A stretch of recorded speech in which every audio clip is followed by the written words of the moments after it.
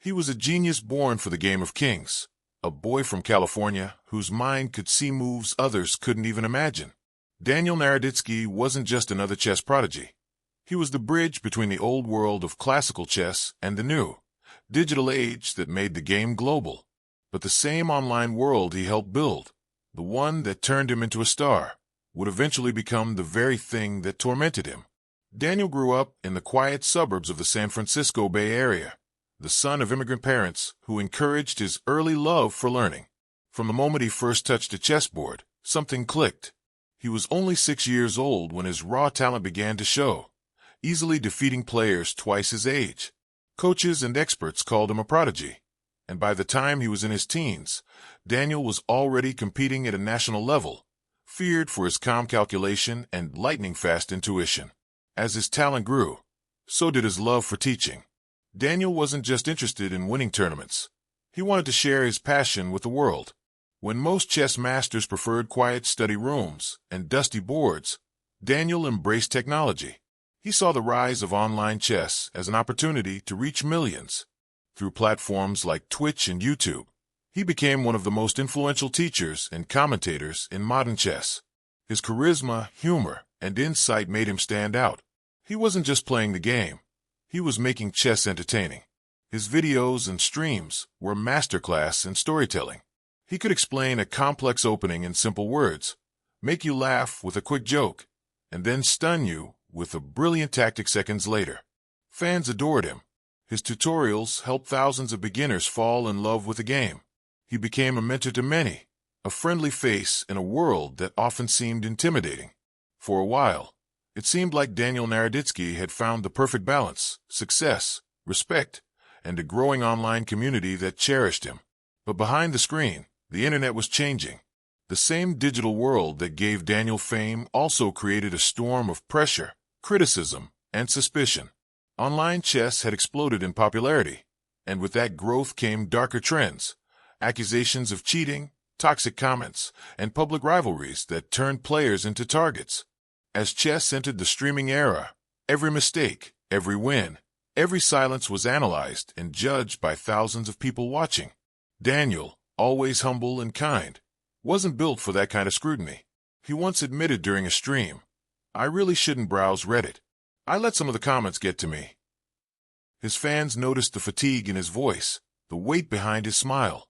The joy of sharing chess had started to fade, replaced by endless criticism and the crushing expectations of fame. He was no longer just a player or teacher. He had become a brand, constantly performing for an audience that demanded more. Things took a darker turn when whispers of cheating began circulating in the online chess world. Powerful voices, including some well-known grandmasters, began questioning the integrity of online play, and Daniel's name was suddenly dragged into the chaos. Whether fair or not, the rumors spread fast. And in an era where reputation is everything, even an unproven accusation can destroy a life's work, Daniel found himself caught in a web of online speculation that no one seemed willing to untangle. As the days passed, the pressure became unbearable. Daniel had always been open about his mental health struggles and the difficulty of living up to people's expectations. In his final online posts, he hinted that he needed a break, that he was exhausted from the noise and negativity surrounding him. Then, tragically, news broke that Daniel Naroditsky had passed away at just 29 years old. The chess world went silent. Fans, friends, and fellow players across the globe mourned not just the loss of a grandmaster, but of a kind soul who gave so much of himself to the game. Tributes poured in from top players, streamers, and students who credited Daniel with inspiring their love for chess. Many described him as gentle, thoughtful, and endlessly patient, a teacher who never forgot that behind every username was a real person trying to learn. In the aftermath, questions remained. How did the digital age, an era Daniel helped shape, become so ruthless that even its brightest star couldn't withstand its pressure? How did a game that once represented focus and intellect turn into a battleground of online anger and accusations?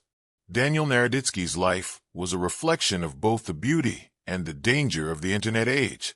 He revolutionized chess content, made millions care about strategy and creativity, and proved that passion could thrive online. But he also became a victim of the very system he helped create. A system where success comes with constant exposure, judgment, and the impossible demand to always be perfect. Today, Daniel is remembered not just for his victories, but for his heart, for the way he made chess human again. His laughter, his kindness, and his dedication to his students will never be forgotten. His story reminds us that even in a world driven by clicks, streams, and comments, behind every screen there's a person, fighting battles we may never see. Daniel Naroditsky's legacy will always live on. He taught millions to think, to dream, and to believe that chess could be more than just a game. But perhaps the greatest lesson he left behind is one we all need to remember. Even the strongest minds need compassion, and even the brightest lights can burn out under too much pressure.